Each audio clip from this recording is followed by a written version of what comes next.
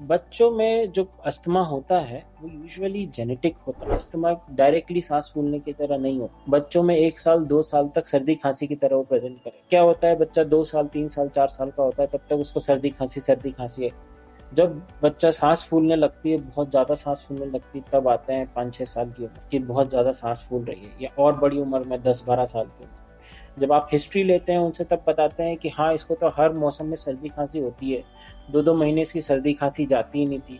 एक दिन इसकी खांसी चालू हुई और अगले दिन इतनी बढ़ जाती थी, कई बार तो 1-2 बार भर्ती भी करना पड़ा। This is the usual type of history we get from the patients.